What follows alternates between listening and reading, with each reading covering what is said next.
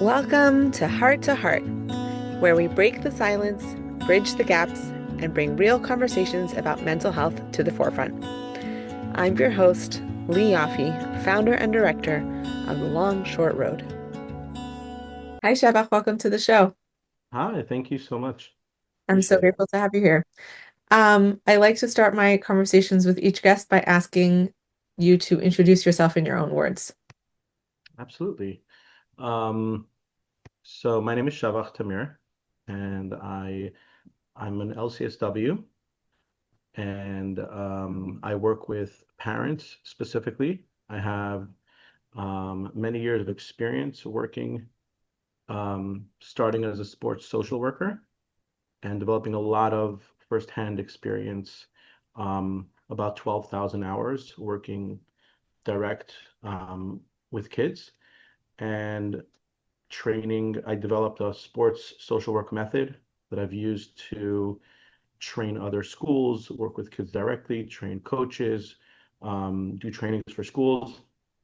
And I've come after having some experience working with trauma clients as well, specifically shootings or car accidents. I've begun to understand that the people who care most about kids are parents. Mhm. Or I'm specifically related to attachment theory. And I realized while my work is great as a sports social worker, that the impact can be magnified times 10. Mm. Um, no matter how many techniques I use, if I can transmit one, two, or three strategies or approaches with a parent, they have the most power. That's what it comes down to. Yeah. So that's basically my intro. That's very cool. I'm excited to get into both. I like immediately want to jump into the attachment piece because like we talked about this. This is like my favorite subject and I could geek out on attachment all day. But I actually want to start with the sports social work. Sure. Like, so what is that, first of all? For because that's like when you shared with me when we spoke before that this is, a method that I like, it was the first time I'd ever heard of such a thing. So share with everyone what sports social work is. Absolutely. I mean, it kind of developed by itself. I was 20 years old in Crown Heights and I needed a job. And a friend posted on Facebook that, one of the schools needed a sports coach. And I was like, okay, while I'm in school studying psychology, I was studying for my bachelor's degree. And I said, this can be a good, flexible type of gig. And little did I know I'm entering the beginning of a long path. And what was interesting is that I started thinking this should be pretty easy, right? Start a sports game. I ask all the kids to go to the wall so we could start a game, and all the kids are running around. Nobody's listening. Nobody cares. They're laughing and having a great. I'm like, why aren't you guys going to the wall? What's going on? And they're just looking at me laughing and continue running. It was cute, but it's not, you're trying to run a game. Right. I was at the time I was studying positive psychology. So, and this is basically what I did throughout my career over my 6, 7 years of study is that I'd go to school and then try it at work and see how it plays out. So I have real-time experience. Mhm. And I was like, how can I apply positive psychology? I said, well, I'm asking them in a negative way, why are they not listening and going to the wall? Let me try the opposite. And I'm like, what is the opposite of, they're not listening. I can't say, why are you listening? So I just announced. I was like, there was one kid by the wall, I think. I was like, wow, amazing. This boy Mayor is standing by the wall so nicely. And then suddenly everybody, all Goodbye. 20 kids, ran to the wall. And that was the beginning of me learning. I break up, some like 4 points over here that are very powerful. This is like the first one where the environment is the underlying foundation of any work that's done, and it achieves probably 85% of the work that needs to be, not the strategies, the environment. Totally. That's where I learned that environment matters, but the word environment can literally mean like air pollution. So, we need to understand what environment means. It sounds like a broad term, so I'll simplify it. And what that means is in every environment, there's an authority. Hmm. The authority makes rules, then they enforce them. Whatever those rules are and how they're enforced creates an environment. Like if there's a state, let's say I won't name names, but let's say there's a state that allows, stealing up to $650, Right. then that creates an environment where people are going to start doing that, and that's going to cause a certain feeling, right? Right. So there's also positives, like if a positive create certain positive environments, but what we do when we recognize, and that's why roles are also important, recognizing we're not here with our kids. We're the ones that are the leading figures that are showing them the way in the world. That's where environments start. And most of the time when I work with parents, we I just use the information about behavior as signals. We Hmm. start with the environment, and with that, a lot of the problems solve themselves. Right. Which, you know, it's interesting because as you were saying, I'm thinking about when we think about attachment and the connection that caregivers and early caretakers, if it's parents, if it's grandparents, create with their child. And just what you said about the positive and negatives, that it's like if there's certain negative associations that are made in that environment about behavior, about emotions, that shapes a child's outlook on how they then like show up in the world. It's not Absolutely. staying contained to the house. It has impact, right? It has That's its the life. training ground. Right. Wow. Exactly. So the first was environment. You said there were four. Can you tell us what the other three that there were four aspects? Yeah, you could, I don't know if you call them pillars or ideas. Number one is the environment. Number two is that I won't go in depth now, but it's basically experience Hmm. is the language of emotions, Okay. and verbal speaking is the language of logic. And, you know, neuroscientifically, let's say your cortex would be, let's say you want to do a math assignment, you teach a student verbally 7 times 7, 6 times 5. You look at a board, you sit in a classroom where it's calm. This is one of the principles of the sports social work method. Um, but when you want to teach behavior, you don't do it in a classroom. You don't do it when it's calm. It has to be wild. It has to be all over the place. You say, how do you teach that? So that's what I basically developed over time is there's this impromptu, you have to kind of observe the signals and Hmm. see where lessons can be taught. But in a simple way to explain, that's where we use the limbic system. The Hmm. limbic system is where the emotional memory triggers and systematic approaches um, of our lives. For example, knowing how to ride a bike. The beginning, when you first know how to do it, when you don't know how to do it, it takes a lot of work. You can't focus on anything else because you're using your cortex to problem solve right now. Right. Once you get used to it, you don't have to really think much. That's because it's in your systems, in your limbic system. Right. It automatically knows what to do. Right. Now, when a person has experience, the behavior element is, for example, swimming or learning an instrument. Hmm. You would not sit a child in a classroom and Right. explain to them on a board, this is how you swim, this Right. is how you play music, although there are some colleges that teach like that, but Right. you're not going to know how to play the instrument, no Right. matter how many years you sit there. Have to have the experience of Right. So doing. that's a core premise when I try to help parents with interventions. We start with the talks are only a support for the environment, and the environment very much supports the experience that they have in that environment. So that's number two, experience is a core element there.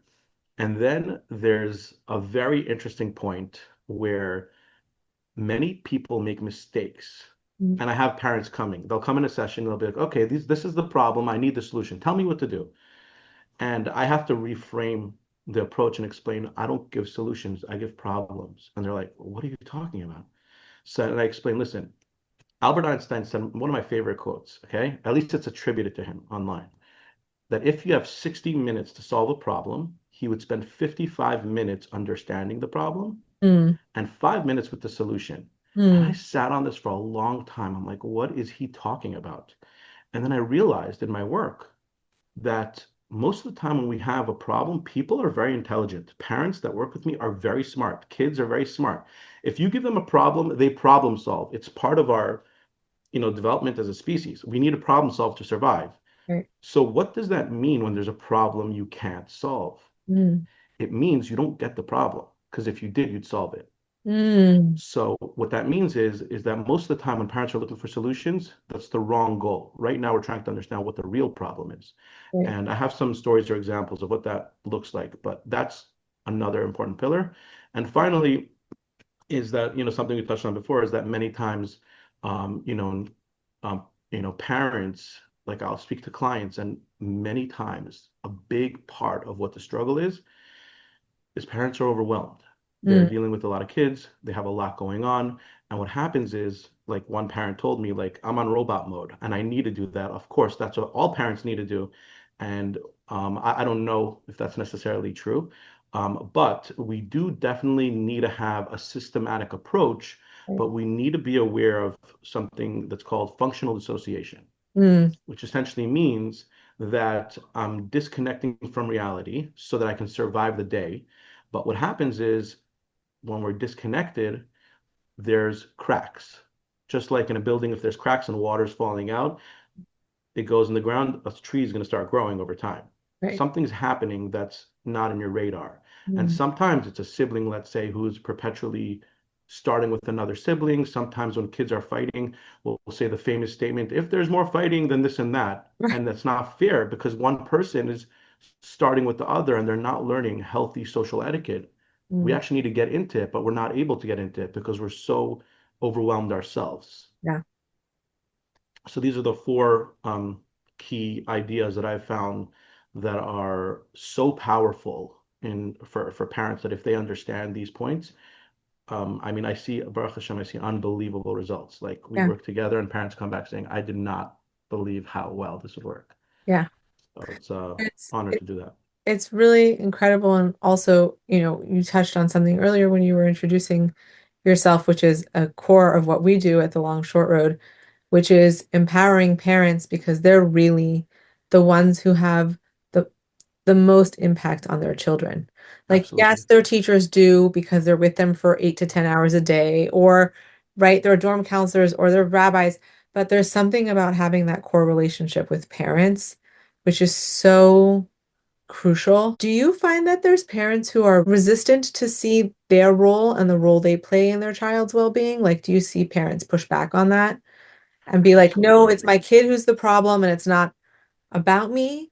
Or like, yeah, Absolutely. I think this is one of the reasons why it's so hard for parents because they live their lives for their kids. They give everything for their kids, everything that they have. Yet the impression is it's always the parent's fault. right. And that's one of the stigmas that I immediately eliminate with parents is that I don't see you as somebody who causes problems. I see you as the person who's given life and gives everything to your child. The Mm. reason why the problems are surrounding parents as well sometimes is because the parents are everything to the child. So all the good and the bad comes whether you want it or not. And Right. this is where the experience part comes in. It touches on this point because many times we'll let's say grow up in an environment that wasn't great for ourselves and we'll say something like I'll never do that to my kids. Hmm. But the problem is that there's a miscommunication. Mm. The part of you that experienced that experience, that information is stored in your limbic system. Right. That's your experiential, your triggers, your automated systems, which means you will automatically, when trying to raise your child, repeat what you learned subconsciously. Right. And not because you're bad, it's just how you've been trained, Right. right? Unless you change the story, you end up Exactly. repeating the patterns. Exactly. And that's Right. the Excel sheet example that I always use. What's the Excel sheet example? Okay. Is that an Excel sheet has the front end and the back end. It has the formula you put in, and then when you input information, the formula on the back end translates that information. Right. Now, if the formula has a glitch, Right. no matter what type of information you put in, the glitch will remain. You have to go to the back end, work on the formula, and then all the input after will be helpful, if that Yeah. makes sense. Yeah. No, totally. And it's interesting it's like bringing to mind for me just the work that we've done with parents and you know, the honoring that, yes, they've done everything they can for their child. Like I think I don't know, this has been my experience. I'm curious to hear from you. Like when I've shared, on the idea of attachment, and the different types of attachment that could develop between a parent and a child. So the goal would be secure. I think it's something like 37% of the American population has some type of insecure attachment. And when parents hear, oh, maybe I have an insecure, anxious, avoidant relationship with my child, they go into a place of a lot of shame.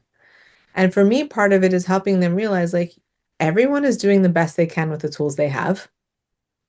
And this is part of the experience. We learn, we grow, we make repairs, and that when we can remake when we mess up with our kids, making a repair with them actually strengthens the relationship more and lends itself to us being able to change the pattern. Absolutely. And many times, it's normal to have positives and negatives. If somebody Right. grew up and didn't have any negatives to think about, there'd be big questions about, how much you understand about your experience Right. because it's normal to have Right. some positives and some negatives. Right. And a big part of this also is the guilt that parents have. Hmm. And a big part of it is actually understanding how we're feeling. And I think a lot of parents struggle with this. They don't always know what they're feeling. That's related to the dissociation I was talking before. Mm. Many times when we go through things, we kind of disconnect how we Yeah, feel so we can move forward. And that's a great coping strategy to survive.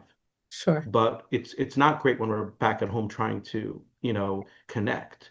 Right. So we need to understand what we're feeling. And one way, an amazing example, which I think really lights up for parents. What this means is the famous, parents telling their kids, the kids don't want to eat or finish their food, and the parents saying something like, "There's starving kids in Africa In or other Africa. countries. How, you should be grateful, right?" And, some of us maybe even did it with our own kids because of our own systems. We kind of repeat, right, what we were taught. But if we pause a second, your your parent or you're yelling at your child to be grateful. Is the feeling transmitted being grateful or No. feeling guilty? Right. So what happens there is that we start confusing guilt for feeling grateful. And many times in sessions, I'll have clients like struggling with an emotion, but they have this like toxic positivity covering over their real feelings. And they'll say something like, "Oh, I should be grateful about this and that." Mm. And I pause them and I say, "Let's be clear on what we're saying." Okay, because feeling grateful is a feeling, and that it's a feeling of calm, feeling appreciative. That's not what you're feeling now. You're feeling guilty. So let's make sure we understand what we're saying. And if we need to target that, we'll do that. But clarity is very important in terms of how we feel, and it's not always there. It's not always there. And also to that point, I think that like emotional intelligence and language around our feelings is a fairly new addition to our Absolutely. vocabulary. I grew up in the 1990s and 2000s. There was no emotional vocab, not from any, it wasn't anyone's fault, right? Absolutely. But like I don't ever remember a single teacher, family member, adult family member talking about feelings. And if it was like a shutting down of bad emotions, Right. right? If it was crying or anger, it was, sadness or anger or disappointment or frustration, it was always, let's shut that down. That emotion is not welcome here, Right. kind of Right. thing. Right. Absolutely. And it is like, and I can imagine it could be very uncomfortable for people when they're learning to feel their feelings for the first time. I think that's like a misconception from healing and mental health is like that it's going to feel nice and pleasant all the time.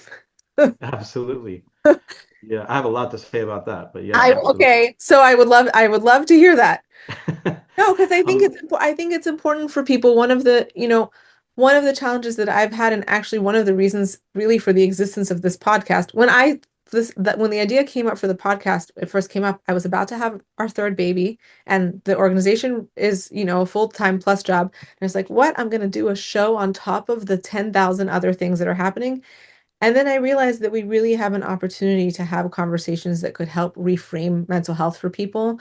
Because in a world of Instagram reels and TikTok videos where mm, everyone's getting like a 30-second soundbite of a mental health idea, and then, absolutely. but there's no understanding of how to integrate like, not that there's no understanding. I think we have a very warped understanding of what healing is because we're getting a 30-second highlight reel. And like I can imagine for, let's just take, setting a random case study up here for you, okay, right? Like a 45-year-old father or mother who walks into your office for the first time and has been in functional dissociation for 20 years while they're raising their kids, for them to sit down in front of you and start to learn how to differentiate and experience their feelings.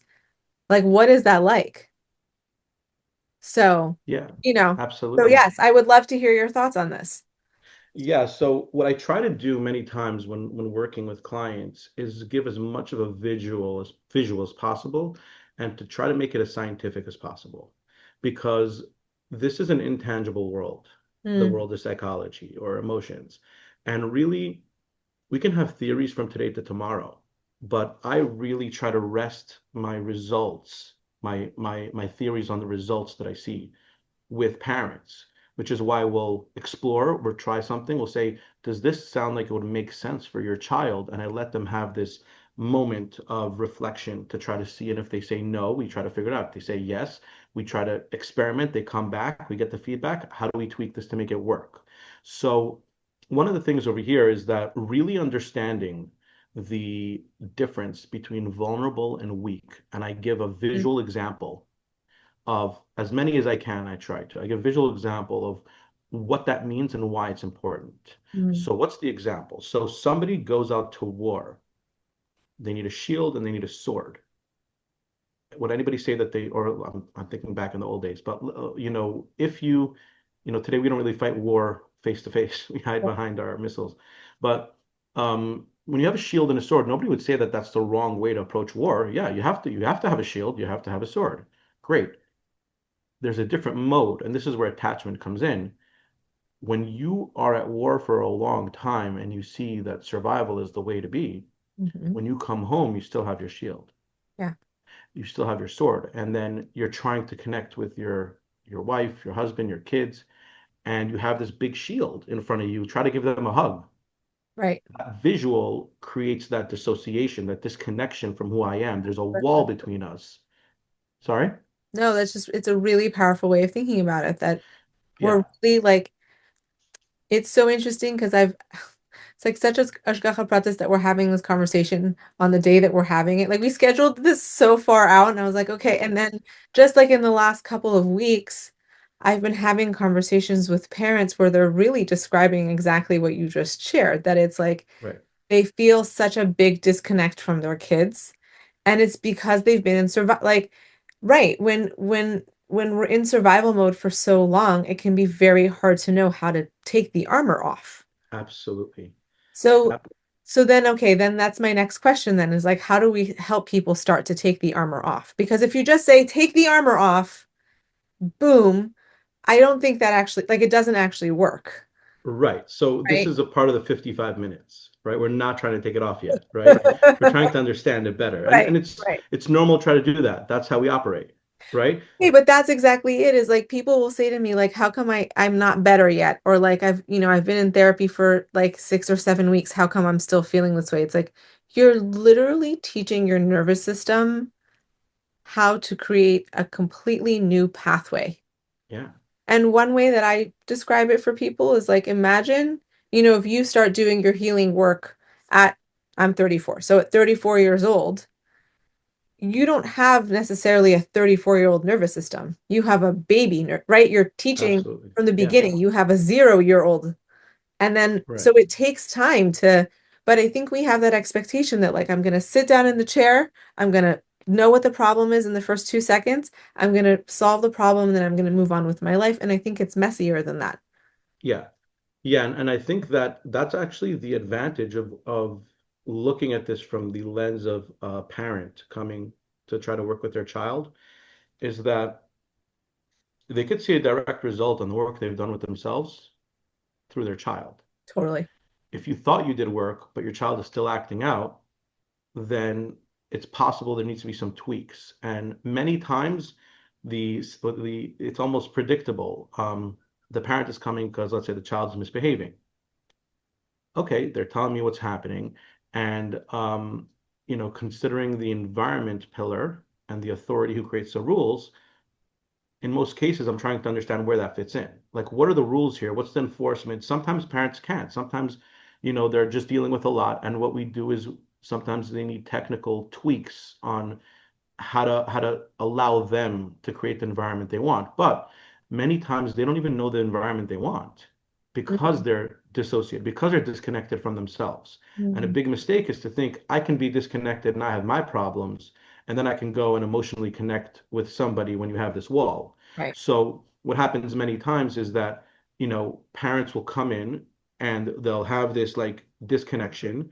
And, it's funny, like sometimes I'll do sessions with a client and it's a very vulnerable space we get into, Totally. and we go through a journey, and then we get this space, and let's say there's a child who has an issue in class, and people can't wrap their heads around this until they see the results, but I see it every single day, is that some changes at home, like you said before, the children see their parents as the world. So when we grow up and we have feelings about the world, many times it's a cognitive distortion. It's a misunderstanding, a broad generalization about how nice or how hard the world is treating us. And many times there's an underlying feeling that, again, is not blaming parents because nobody's perfect, but Right. that's, we want to love and respect our parents and also see the parts that we need to work on. But what happens is that I'll see they'll come to me. There's a problem in school. Okay, great. What's the problem? Great. What's going on at home? How are things happening there? Is it also at home, etc. As we work at home, suddenly we start seeing that many times a parent is stressed out, dealing with a lot, whether they're dealing with their own relationship, whether they're struggling in other areas, and they're just overwhelmed. And what happens there is that we start to see, let's say, this is the one question where I usually we hit the nail on the head. The question is, how did the tantrum or the fighting begin? Mm, And almost every time, I don't know. mm, I have no idea. So I say, okay, let's try to think about it for a second. When have you ever seen? Like, and they don't know. And mm, that doesn't make sense if you're not dissociated. Because generally, if there's a problem, you know how to problem solve. We're intelligent people, right. which means that there's a barrier there. There's an emotional disconnect because it's too much for me to handle. Yeah. So what happens there is we start the starting phase of disconnecting from the automatic behaviors of just surviving the day and pausing for a moment. And but by the next week, I want you to observe when your children enter the room Mm, for 5 minutes. Observe the interactions and who's saying what, who's doing what. Don't do anything. Just observe first. yeah. Come back with that information, and they're seeing it as information transfer. Right. But really, there's an underlying thing that's happening is we're bringing them back to connecting with themselves. Mm, Why? Because they need to take the shield off in mm, order to connect to their kids, and that's taking off the shield. Now, one thing that's very important why this becomes problematic for people, even though this sounds good, it doesn't always work well if you don't know what you're doing. mm, Because you can only be vulnerable in set times where you feel safe. The goal is not to always be vulnerable. When you're at war, you should have your shield. Don't be vulnerable to the enemy. right. When you go out to work, when you go out to the world isn't your enemy, but when you go out to the world, you need to be protecting yourself. You should not be open and vulnerable to everyone. Right. You need to be protecting yourself. So what we do is, like I have clients who, um, they'll come to session and they're trying to be vulnerable, but they're not sure how or when to do it. And the idea is that we start slowly, we look at the situation at hand, open up, disconnect from the automated zone of the limbic system, get into the manual mode of learning and understanding for the cortex and understand what's going on. Then we take that information and then we do once we start seeing changes in the kids. Um, and by the way, that's the easy part. The hard part is the integration. That's the next step. Usually, when the parents will figure out a solution, let's say like I have my own a whole philosophy around charts, for kids that I think many people are making a lot of mistakes unintentionally. But what happens is that let's say we make a chart or something. Usually it works for a few days, a week, 2 weeks, and then it fizzles out. Right. Why? Because we didn't do integration. We saw a solution, but we didn't integrate it in our automatic system, in our limbic system, so that we don't have to consciously think about it. For example, if you ride a bike and every time you ride it like the first time, you're going to stop riding the bike because it's too much mental energy to ride the bike. It needs to be integrated into your person so that you don't have to think about it anymore on a conscious level, so you can do other things in your life. So what would that look like?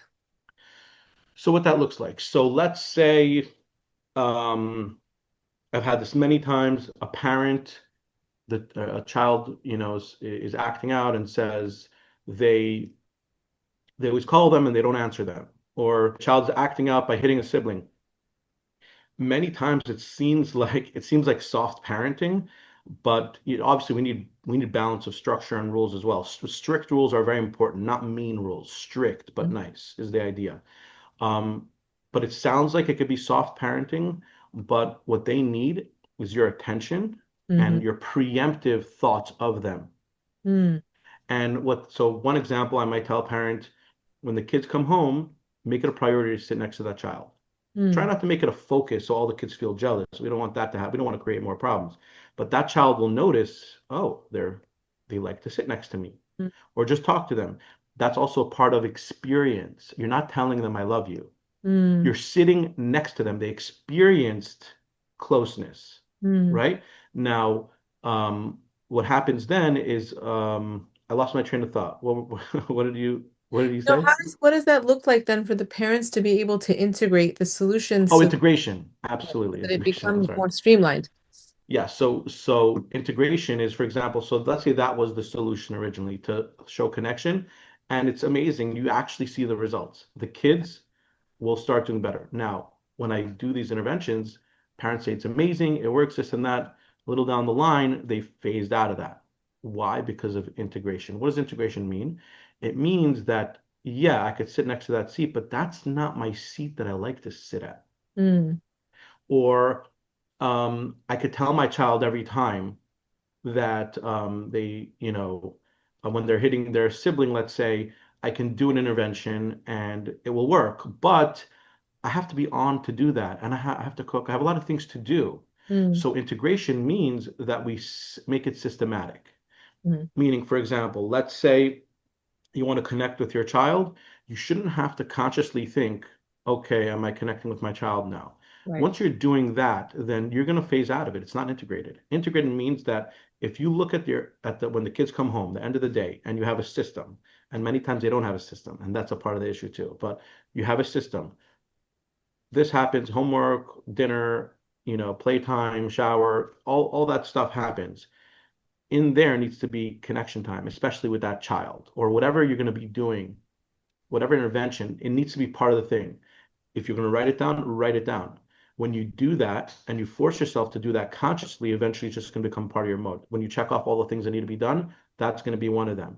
In the beginning, you have to do it manually. Eventually, it will stick as a part of your system, Right. and then it's integrated. And really, like, it sounds, I mean, what I'm hearing, and it sounds like this is a big part of the work, is like really teaching parents to feel safe to be in that vulnerable space with their kids.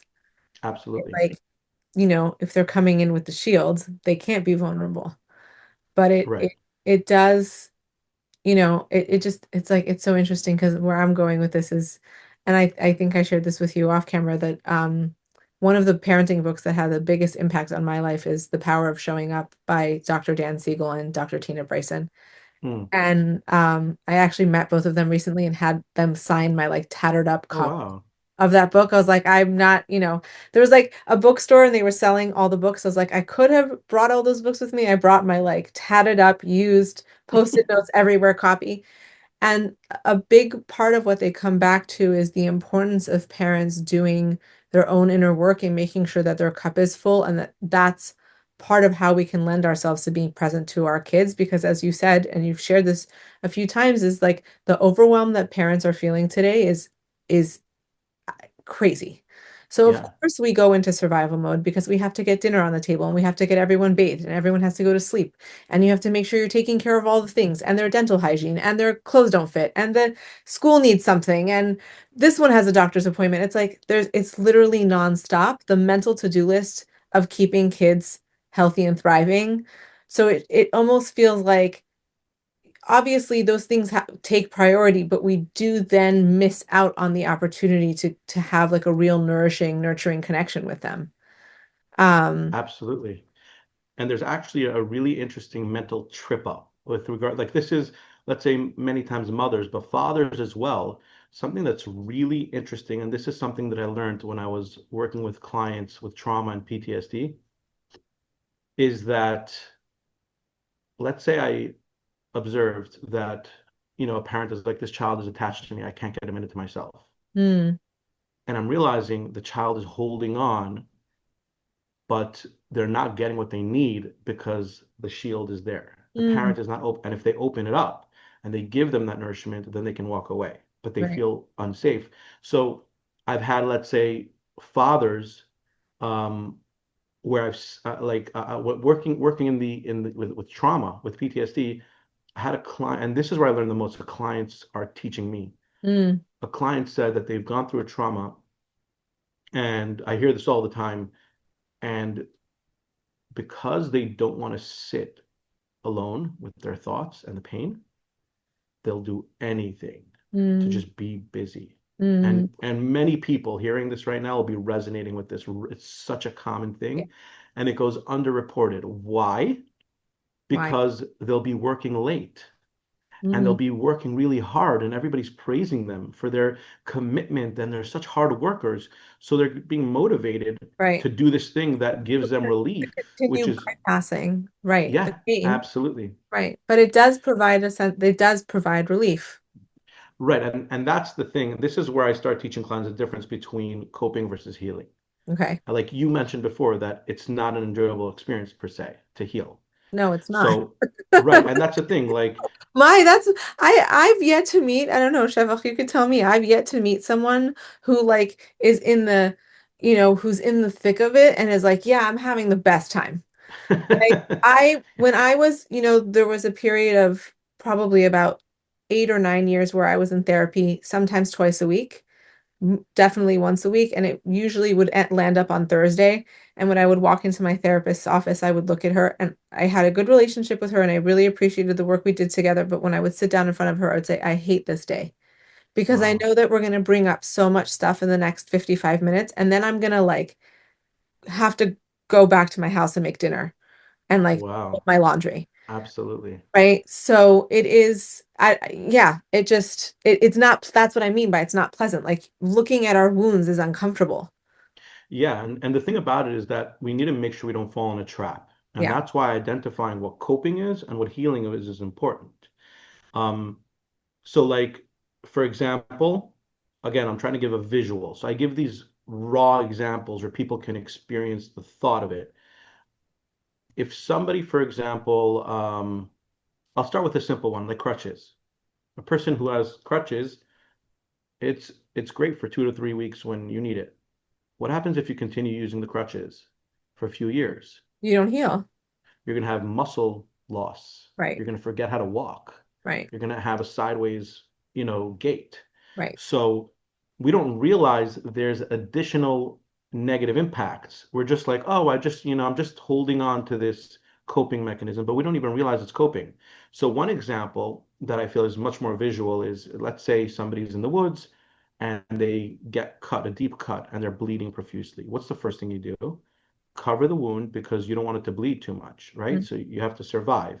You're coping right now, Mm-hmm. right? Now, what's the next step? Antiseptic, stitches. Next step, go to the hospital and heal. Right. Get it cleaned out. What happens when you heal? You open up the coping mechanism. You don't allow it to sit there. You have to open up the wound. Mm-hmm. And that's opening up your emotions, being vulnerable. Your Mm-hmm. your wound right now is vulnerable to other, sicknesses in the air. Right. What? It's other And then infections. yeah, yeah. And you have to make sure that you clean it out. And that can be painful. It's Mm-hmm. bloody, it's ugly, it's not nice to heal. Mm-hmm. Okay. And then afterwards, when you dig in and you clean it out, then you heal. Um, Now, what happens if you decide not to do the second part? You have the gash, you tie it on, and you say, Yeah. you know what, I'm fine. I'll survive with this. You could get infections, it can get worse. And that's what happens when people stick to coping for a long time. For Mm. example, if a father, let's say, gets confused, or a mother too, and they think that their coping is healing, like I'm spending time with my child, but you're not emotionally there. So you're coping, you're surviving the moment Mm. because you're there, but you're disconnecting. Now, Right. the answer is not to just open up, because you know what's going to happen then? All the anger that you have pent up is going to go on your kids. Right. So that's not the answer either. That's where people get confused. So I'll do the opposite. No, you have to go to a space like a therapy office, or to a group, or to however you can process it, and understand the 55 minutes, understand the pain. Mm. And many times there's so many traps, and one of them is toxic positivity. I have so many people, including myself. I catch myself with toxic positivity. It's just like, I'm just gonna be positive. Well, like I tell clients, you can try to be happy, or you could elicit happiness, and they're not the same. That's the same Being thing. happy says everything's terrible right now, but I'm going to put a smile on. Maybe when you're out to war, when you're working or out in the world, when you get home, be real with yourself. Mm-hmm. How do you elicit happiness? Is you go through the dirt and clean it out. When you Mm. clean it out, then the cup is clean. What happens if you have a dirty cup and you put clean water? It's Start just polluted, right? The water gets polluted. Exactly. What happens if you clean the cup first and then put clean water? And you have clean water to drink. Exactly. So that's why we want to there's most of it is traps Yeah. that we fall into. So Yeah. What kind of coping mechanisms are you seeing with parents? number one is And functional that just dissociation. the reason I just want to preface with the reason I'm asking you this is because I just want to normalize and put language to what parents are experiencing because I think a lot of people are living with with these challenges in isolation and not talking about it and not engaging. And I think we need to, not that we're normalizing coping mechanisms, but we need to normalize that it's happening. Absolutely. So So functional dissociation, you said was one. yeah, I think it's also one of the primary ones, but I do want to clarify something. Many parents don't even realize that they are dissociating, and I think that's the big problem. They kind of see, like, I have to get in my mode, my work mode, and I Mm-hmm. think that's why they're coming with my child has a problem. Mm-hmm. That's why they're just like, I don't know, they have a tantrum. I don't know, they're just fighting, what they can't seem to get along. That's why they're coming with those things. So it's a little bit tricky, because you have to look at where they're coming from, and then try to get them to see that. And they need to see that, because they're the ones making the emotional connection, not me. Right. Right. So they need to be there. But I'll tell you, the primary coping mechanism almost every time is just, let's say my parents behave this way. I don't want to do this way, so I will shut off. And the Mm. thing is, sometimes it's not even to do with their kids. I have clients where they're disconnected across the board, and they're struggling in many areas, and it's just a residual effect is also with the kids. Mm. And, many times we have to kind of not work on the dissociation technically, work with the child, but figure out a way to help them open up for that moment. And that's difficult. Mm. But across the board, it's mostly dissociation. That's Wow. mostly what I'm seeing. Wow. Yeah. And could that also be like disassociating through through the phone, through being on social, like is it that kind of is or is it more that they're like in a functional state where they're just focused on getting the things done and just running the household and checking off the boxes? Is it that kind of thing that you're seeing? Or Okay, I you see what you're saying. Yeah, you're saying, like, how does it present? So the way a parent might see that is, um, the phone is a good example, but many times it will be the way they will observe it is the ones that are difficult, the cases that are difficult. Is my child's misbehaving?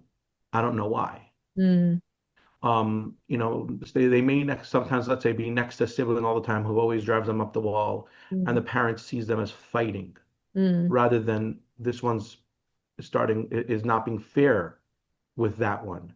mm, And they don't see that, mm. because that's the broad generalization, where it's just like, kids are fighting, they're annoying me, Got as it. opposed to, kids are fighting, I need to teach them how to engage. Right. So one example is, let's say, Um, Sometimes this gets lost because we think in terms of black and white, punishment or reward, which Right. is very much a behavioral approach, which is not bad. It has its place, it has its time, which is very important.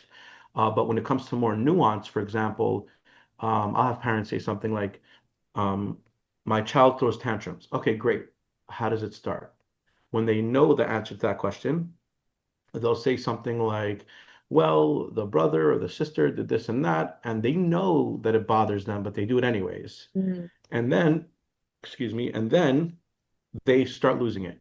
mm, So basically, the parents started the story where the drama began, not where the what's it called provocation began. mm, Now, why did they do that? Because the provocation wasn't technically a bad behavior. It wasn't something punishable. It's just life, and you have to deal with life. That's kind of how we think about it. But we need those fine lines where we're not including punishment or reward, mm, but education. So what I'll do many times is I'll say, listen, we have to cover all of our bases here. You need to tell that child who's provoking that it's not okay to do that right. and that it's not nice and they need to stop that. The And parents really have to be in tune, which again comes back to what you're saying. Like they have to be present enough and they right, have to be like safe right, in their bodies. right. So, I mean, in these cases, sometimes the way to get out of dissociation is to poke small holes because you can't just open up. Opening up can open a can of worms. And So, that's another thing that I think people really misunderstand about healing is like I just throw the lid open and yeah. like are you really ready for all of that to come out? Like Oh, no. Yeah. Don't do that. slow, right. Slow but steady. Absolutely. So, like in a case like this, if a parent is hearing this right now, one of the ways that they can do this is saying, okay, number one, am I aware of why the kids are fighting, why they're tantruming? What is the trigger? What's the antecedent? Where did this begin? And many times they'll say it began where the noise began, and that's not where it began. It began with a provocation. You know, it's the famous law for every action. There's an opposite and equal reaction. There's nobody reacts for no reason. So something happens somewhere at some point that caused the reaction. So that's number one. Are you recognizing the order of affairs over here? Next is when we engage, we need to see the gray area, not only black and white. We need to see the parts where we're not punishing anybody or not giving rewards. That child that's kind of getting away with something, Mm, many times, number one, that child, doesn't mean shaming them intensely. That's not what it means. It means accountability. You know, you should treat people nicely, and if you know it's going to bother them, you shouldn't do it. And that's the beginning and the end of it. And mm, that at that point, the child will know that there's a new rule from the authority in this environment that this is not acceptable mm-hmm, and that you don't see that as good. right. And not only that, this is where the experience comes in. The Mm, real reason for saying this to that child is so the other child who acts out usually behind you hears you, the authority in the room, caring enough that people shouldn't put you in a hard position. mm, And that's the real reason mm, why we'll do something like this. When they hear it, they say, okay, the world is fair. Why is the world fair? Because my parents are the world. mm. And then they go out in the world and they feel confident. They feel like Oh, things are fair. They can get to where they need to go. yeah, it's really so interesting because as I'm hearing this, I'm like thinking about things that I'm seeing in my own kids, and I'm like, wow, this is just like a little bit of a lens change, and it's yeah, it's really Really? Do you mind yeah. sharing? Well, What do you? just I think part of it for me is this is going to sound funny, but I feel like they say the shoemaker's child goes barefoot. It's like Yeah, I teach absolutely. I teach and preach and talk about all of this stuff all the time, and then but I also find it to be a big struggle in my own life in my relationship with my kids. Like Absolutely. how do I have enough space at the end of a day when I pick up my kids and they come home with all of their stuff, and I have one child who's very sensitive. And so, I really believe, and I know this, that all behavior is communication and connection seeking. And then she'll Hmm. start with certain behaviors that just drive me crazy. But I don't have enough bandwidth in myself to be able to drop down and look under the hood of her behavior and say, she's in need of something of me right now. and Right. she needs connection right now. Like you were saying, the kid who is hanging on, clinging to the parent, if the parent can turn towards them and give them that connection for 5 minutes, the child will feel the sense of have their cup full and then can feel independent enough to keep moving. But Absolutely. it's just a good reminder that like we can always be, for me, it's just a good reminder that I can always be improving my relationship with my kids. I just Yeah. um later this week, I mean, depending on when this airs, it might be many, many weeks later, but at this time that we're recording this week, I'm ending a 6 week session with a group of moms in our parenting group. And it was Oh, like so nice. very humbling for me to teach the course because every time I do, I recognize my own mistakes.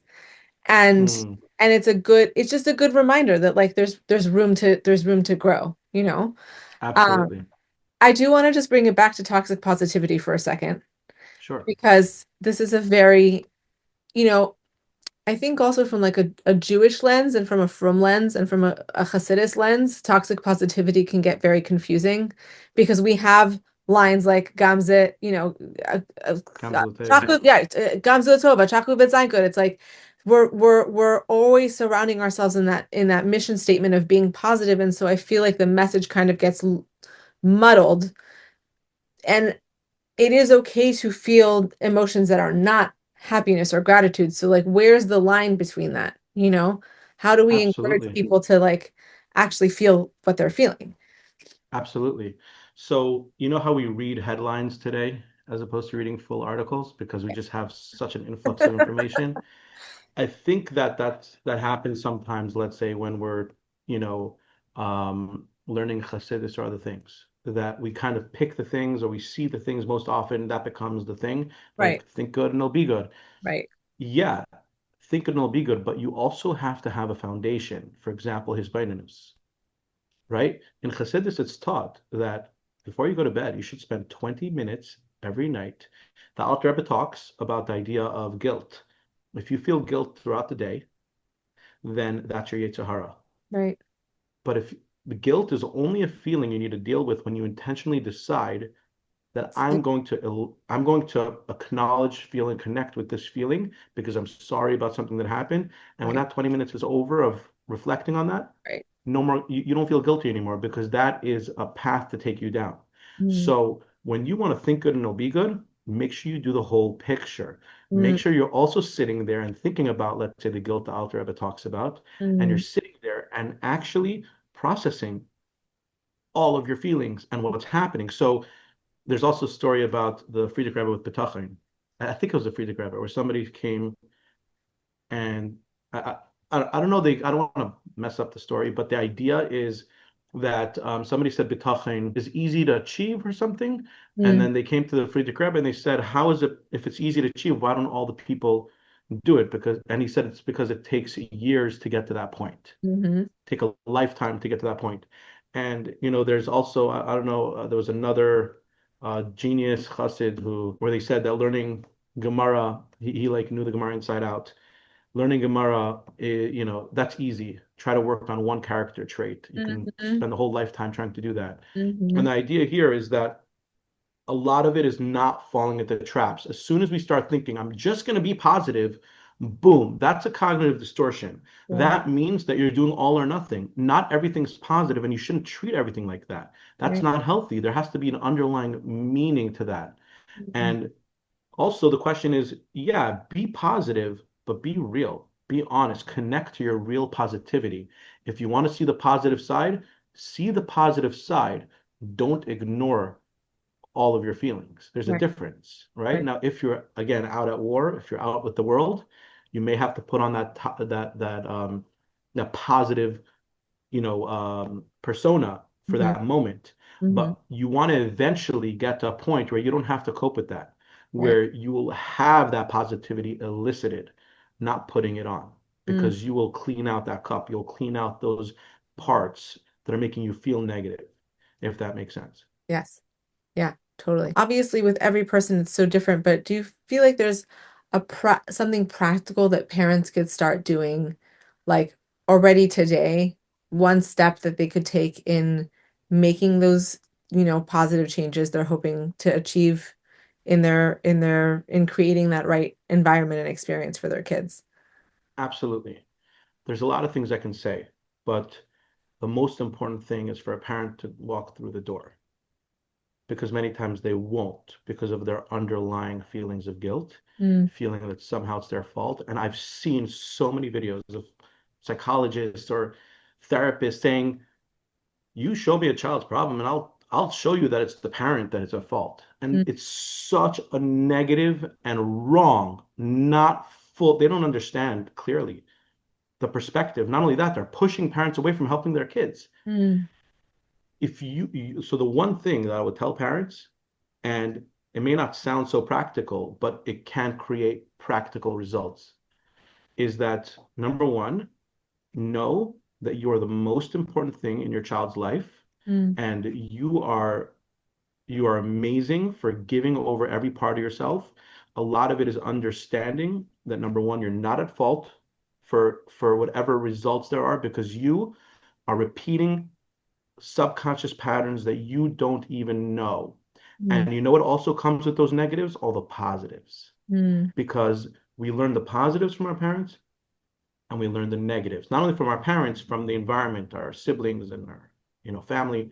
So you're not doing anything. You're just repeating a pattern. Many times ask yourself, why did I just say that thing? For example, teachers will say, we're not gonna begin until everybody's quiet. And really, there's one or two troublemakers making noise, and they're the ones causing the problem for the class. mm, So when I would, let's say, train educators, I would observe and see how they're running their class. Many times I would say, I want you to try something. mm, Next time the kids are misbehaving, don't say you're going to wait because you're punishing all the kids that are listening. That teacher, let's say, had like, I don't know, computer time for the last 15 minutes of class or 10 minutes of class. I said, every kid that's quiet, allow one by one for them to go to mm, start getting that free time now and mm, say they're going to all continue having their free time and enjoying it until the ones who are not quiet will learn to be mm, quiet. mm, And what happens there is that the ones who are misbehaving realize, like, oh, we're being called out. It's very mm, clear. We're not going to get benefits. They're mm, get all the kids behaving it. So, and that's a very core premise. But back to the original point is that parents need to realize that you are the most powerful person. And I'm saying this from experience because I've worked with sports coaches, I worked with educators, and I'm working with parents. And I knew that I need to work with one of those groups. And I wasn't sure at first because I've been working with all of them. mhm, And I spent time and I was evaluating my experience and I wanted to know where am I going to focus all of my energy because I knew that I'm doing great work, but I really need to make this broader. I need to have a greater impact here. And that means helping people see what they can do. mm, So then I realized that, first of all, a lot of sports coaches are way too involved in the sport. And a mm, lot of them don't necessarily subscribe to feelings so much. They subscribe more to like intensity and calling things out, which is fine. But I still teach them. I still educate. When I get calls for them. Number two is educators. Educators can use a lot of support, but the thing is, at the end of the day, between everybody who can learn this, I realized there's a one person cares the most and has the greatest impact, especially with a parent's ability to make change. So mhm, what that means is that you are the most powerful person in their life. You are the person who can make the change. And when you understand the mechanism, when you understand that you're not at fault, mm, you'll be able to go and get the support you need for your child and for yourself. mm, Why are you not at fault? Because you've been trained a certain way. You've been trained to ride a bike, so you're going to ride a bike. right. You weren't trained to drive a car, so you're going to have to go now and start teaching yourself how to drive a car so you can teach your kids how to drive a car. Mm, And that's manual work and it's hard work. And not only that, I'm going to add an additional benefit on top of that is that, or validity on top of that, is that you are the you are the biggest change history has ever seen. mm, Our generation is where parents are looking back at time and saying that wasn't good. mhm, I'm going to change this. mhm, Okay, we're not going to spank our kids for every problem. We're not gonna say kids and adults are all separate. No, we want to embrace the kids and show them that they matter, Mm, and not to blame the previous generation for being bad or good. This is just the way things were throughout history for whatever reason. And anybody who was in that was a part of that process and they did the best they can. mhm, But the point is that you are doing everything you can. You're doing amazing. Do not feel guilty. The Alter Rebbe says you shouldn't, mm, okay, unless you decide to work on yourself. And you're doing great work, and you need to start with that premise because if you're going to feel guilty, if you're going to feel bad, you're going to come into a session feeling like you did something wrong, and nobody can go in willingly feeling like they're a problem and solve problems. right. So hopefully this elicits Mm, action, where they'll feel comfortable to go and reach out to a parenting coach or a therapist or a group or somebody who can make them feel. And you have to go to the right person. Some people have different perspectives. So that's the message that I would give. beautiful. Beautiful. Shevach, thank you so much. My pleasure. Appreciated this conversation and thank you for the beautiful work you're doing. We're going to link everything. Any way that people could reach out to you, we'll link it in the show notes. Um, Absolutely. Thank you so much. Thank you so much. It was nice talking. Same. Thank you for tuning in to Heart to Heart. If you or someone you love is struggling, please know there is hope and help is within reach. Since 2019, the Long Short Road has been walking alongside at-risk individuals, offering trauma-informed programs, a non-emergency hotline, and a community that fosters healing. No one has to go through this alone, and we are here for you. Discover how the Long Short Road is changing lives. Visit www.thelongshortroad.com or email us at info@thelongshortroad.com to learn more. You can be part of this mission. Sponsorship opportunities for Heart to Heart are available. Honor a loved one, support your community, and help us make mental wellness resources accessible to those who need them most. Until next time, remember, love and connection are the greatest healers. This is Lee Yaffe reminding you, hope is here, healing is possible, and you are never alone. Together, we're walking this long, short road to a brighter future.